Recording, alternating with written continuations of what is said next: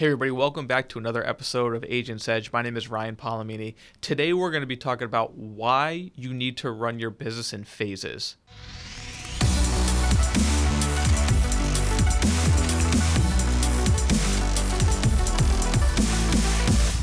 This is where a lot of business owners get things wrong, right? Because as an entrepreneur, I'm sure like yourself, our job is to grow our business as big as humanly possible. And we want to do that as fast as possible. And again, I've been guilty of doing this, trying to get way too big, way too fast.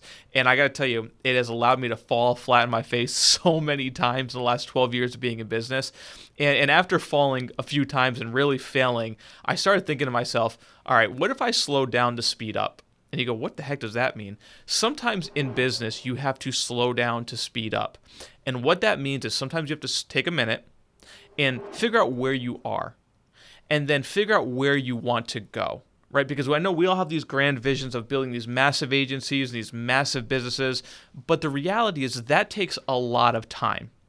And we're in such a rush to get it done. And again, I understand we got to feed our families, we got to make sales, and on and on and on. However, one of the things that has allowed me to really build a $20 million plus business over the last couple of years has been the ability to be able to slow down, see where we are, what are we doing really well at, how have we mastered this part of our business yet before we move on to the next phase of our business, right? And by doing so, it allows us to run our business in phases. So here's what I mean. When I first started in the industry, phase one for me in the financial world was selling life insurance, mortgage protection, final expense. That was the first phase. As much as I wanted to sell annuities and IULs and assets under management and, do all these things that I eventually wanted to get into, I wasn't ready for that yet. I wasn't mature enough for that in business yet. So I had to take some time and really focus on the phase that I was in until I mastered it. Once I mastered the life insurance final expense and I had my sales pitch down, I was consistent with it. I was really good in front of people. I could speak, no problem and still feel comfortable doing that. Then I started thinking about the next phases of my business. But the next phase to me was still in the same industry. It was just adding more revenues by adding more verticals, meaning I was able to bring in annuities, big IUL cases, big whole life cases, eventually assets under management, and then eventually becoming a tax firm. But even those few things that I just mentioned, those were three other phases. So for me, when I mastered phase one, which was mortgage protection, final expense, life insurance, which I'm sure a lot of you watching are in that phase of your career, but you're going, dang, I really want to get this annuity thing down. I really want to get these IULs. Well, look, that's the next phase of your business. So again, master phase one, focus on phase two, and begin studying the next phase of your business. Because here's the thing. You don't know yet what you don't know.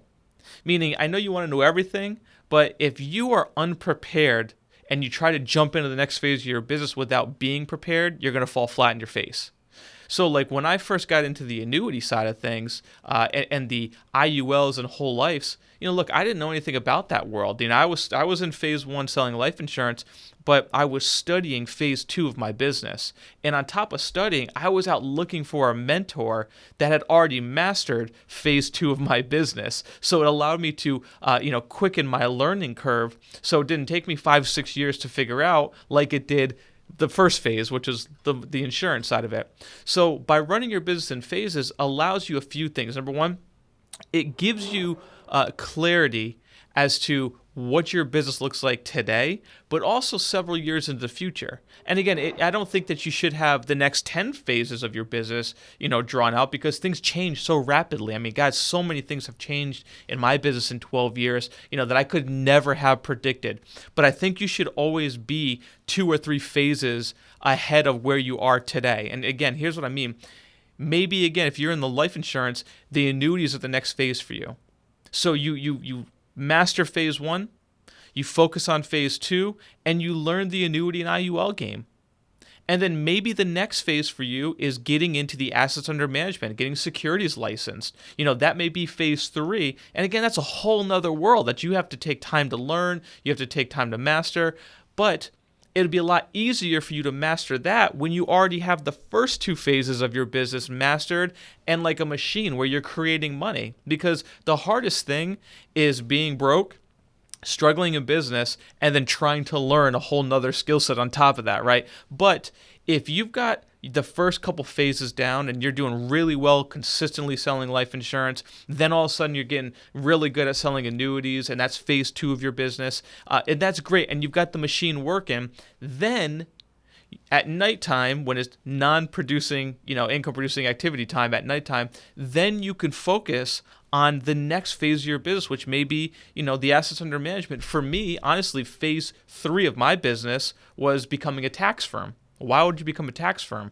Well, if you're in the insurance business or the financial business, how do you keep clients in front of you every single year that have to keep coming back to you every single year? Well, if you're a tax firm and you're doing people's taxes, what a phenomenal way to stay in front of your client every single year. But look, it took me 10 years before I became a tax firm. When I was 20 years old, starting, a decade ago, I knew nothing about taxes. I didn't even know what life insurance was. So, how the heck am I supposed to become a tax firm if I don't even know what life insurance is yet, right? So that was how the progression of my business went on and on and on. Phase 4 for me was going, okay, we got this tax thing down. We're pretty good at it. We're doing good tax planning, tax advising. The next phase was to bring in assets under management, our wealth management division. You see, again, that took me 11 years. I've been in business for 12 years. We didn't get into the assets under management until a year ago. So again, you have to be prepared. So again, my point is this. When you build your business in phases, it is going to allow you to have clarity as to where you're going, but it allows you to still focus on where you are today. And for those of you building an organization, clarity is the most important thing as a leader. Why? Because it is your job every single day as a leader to paint the picture for your organization as to where you're taking that group, right? If you've got staff or if you have agents and no one has any idea where the next level is, what the next phase is, where the company is going, you're going to struggle and your people are going to struggle. But if you have a clear set path of what the next couple phases of your business look like. Maybe you're not ready for them today, but you can talk to your team about it. Say, look, we got to get this life insurance thing down today, but let me show you where we're going. We're going to build a massive annuity shop. We're going to really get into the big IULs, these big whole life cases, and we're going to work with higher net worth clients than we are right now, but we got to get this down first. And once we feel comfortable with this, we're going to get into the next phase of our business, which is that. And we're going to bring someone in that can teach us it, and on and on and on. Again, my point is now you're bringing a vision. You're bringing clarity to your group as to where they're going. And you want people to stay loyal to you and stay with you. Keep painting that picture. I promise you, it'll change your world. So again, running your business in phases can be very simple, but you need to be the one that has clarity as to where you want to go. And be open to the fact that that's going to change over time. Again, I never wanted to get into the assets under management or really become a tax firm. I don't want anything to do with taxes until I met my mentor that was running a tax firm with 3,000 tax clients, and he showed me why I needed to bring that into my business. So maybe, again, you don't even know what a phase of your business is until you meet somebody that can show it to you. But again, that's why you need to be open. Run your business in phases, bring clarity to your organization, and be open to what other phases of your business could look like. It'll take you to the top. It'll help you so much more, again, when you're going through those tough times, because you can always look back and go, this is where we are today. We're having a tough time. That's where we're going. We are not going to stop until we get there. Listen, thanks for watching. Hey, make sure you click the like button, subscribe, and leave a comment if you want. I look forward to working with you in the future. Hey, everybody. Thanks for watching this episode of The Agent's Edge. Listen, if you've ever want to take your business to the next level, you want to write over $5 million a year in life insurance, assets under management, big whole life cases, click the link below to get access to Level Up Advisors Academy. Listen, this is a 24/7 on-demand platform for you to be able to learn and grow on how to take your business to the next level. I look forward to working with you in the future.